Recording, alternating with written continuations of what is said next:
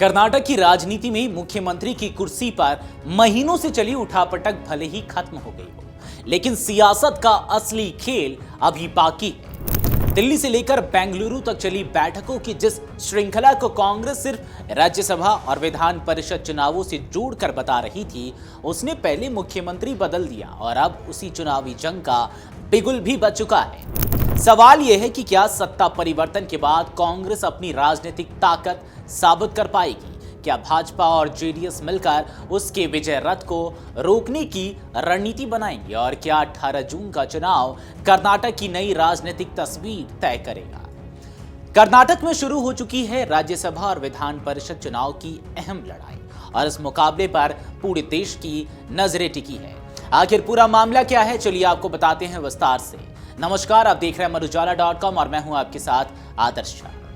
दरअसल कर्नाटक में मुख्यमंत्री पद को लेकर कई महीनों से चली आ रही अटकलों पर विराम लगने के बाद अब राज्य की राजनीति एक नए मोड़ पर पहुंच गई है। डीके शिव कुमार और सिद्धारमैया के लगातार दिल्ली दौरों और कांग्रेस नेतृत्व के साथ बैठकों को लेकर लंबे समय तक कहा जाता रहा कि चर्चाओं का केंद्र राज्यसभा और विधान परिषद चुनाव है। हालांकि अंततः मुख्यमंत्री पद पर हुए फेरबदल ने साफ कर दिया कि सत्ता परिवर्तन ही इन बैठकों का मुख्य विषय था। अब मुख्यमंत्री विवाद शांत होने के बाद वही चुनावी मुद्दा एक बार फिर सुर्खियों में है, जिसका जिक्र कांग्रेस लगातार कर रही थी। दरअसल कर्नाटक से राज्यसभा की 4 सीटों और विधान परिषद यानी कि एमएलसी की 7 सीटों के लिए चुनाव प्रक्रिया सोमवार से औपचारिक रूप से शुरू हो जाएगी। चुनाव आयोग ने इसके लिए अधिसूचना जारी कर दी है। मतदान 18 जून को राज्य विधान परिषद स्थित विधान सौदा में कराया जाएगा, जहां विधायक अपने मताधिकार का प्रयोग करेंगे। मतदान के साथ ही उसी दिन मतगणना भी होगी और नई राजनीतिक तस्वीर सामने आ जाएगी। इन चुनावों को सिर्फ नियमित संवैधानिक प्रक्रिया के तौर पर नहीं देखा जा रहा है, बल्कि मुख्यमंत्री बदलाव के बाद यह कांग्रेस सरकार की पहली बड़ी राजनीतिक परीक्षा भी मानी जा रही है। विधानसभा में संख्या बल के आधार पर कांग्रेस मजबूत स्थिति में दिखाई देती है, लेकिन चुनावी गणित के साथ साथ राजनीतिक संदेश भी इन चुनावों में महत्वपूर्ण रहने वाला है। राज्यसभा की 4 सीटों पर चुनाव इसलिए कराए जा रहे हैं क्योंकि मौजूदा सदस्यों का कार्यकाल 25 जून को समाप्त हो रहा है। इसमें भाजपा के इरन्ना कडाडी और नारायण कोरगप्पा, कांग्रेस अध्यक्ष मल्लिकार्जुन खड़गे तथा पूर्व प्रधानमंत्री एचडी देवेगौड़ा शामिल हैं। इन सभी नेताओं का कार्यकाल समाप्त होने के साथ ही सीटें रिक्त हो रही हैं, जिन पर नए प्रतिनिधियों का चुनाव किया जाएगा।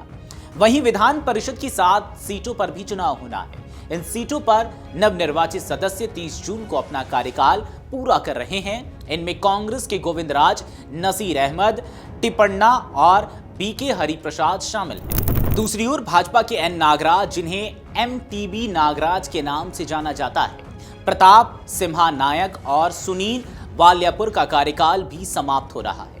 चुनाव कार्यक्रम के अनुसार उम्मीदवार 8 जून तक नामांकन पत्र दाखिल कर सकेंगे। 9 जून को नामांकन पत्रों की जांच की जाएगी, जबकि 11 जून तक उम्मीदवार अपना नाम वापस ले सकेंगे। इसके बाद अंतिम उम्मीदवारों की सूची जारी होगी और 18 जून को मतदान तथा मतगणना संपन्न होगी। विधानसभा में मौजूदा संख्या बल को देखते हुए कांग्रेस को स्पष्ट बढ़त हासिल है।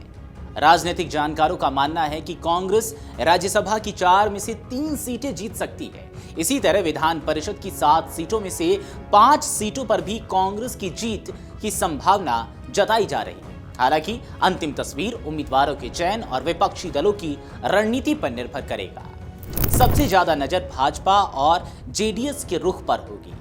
यदि दोनों दल मिलकर साझा उम्मीदवार उतारते हैं तो मुकाबला रोचक हो सकता है। मुख्यमंत्री परिवर्तन के बाद कांग्रेस अपने संगठनात्मक और राजनीतिक एकजुटता का संदेश देना चाहेगी, जबकि भाजपा और जेडीएस गठबंधन सत्तारूढ़ दल को चुनौती देने की कोशिश जरूर करेगी। यही वजह है कि 18 जून को होने वाला यह चुनाव सिर्फ राज्यसभा और विधान परिषद की सीटों का चुनाव नहीं, बल्कि कर्नाटक की नई राजनीतिक दिशा और दलों की ताकत का भी महत्वपूर्ण संकेत माना जा रहा है।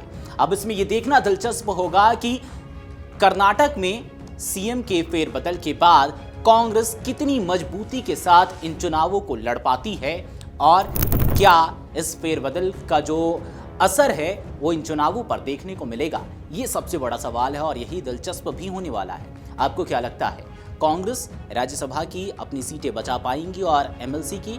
जो भी आपकी राय है कमेंट सेक्शन में जरूर बताएं। अगर आप ये वीडियो YouTube पर देख रहे हैं तो हमारे चैनल को सब्सक्राइब कर बेल आइकन दबाएं और Facebook पर देख रहे हैं तो हमारे पेज को लाइक करें।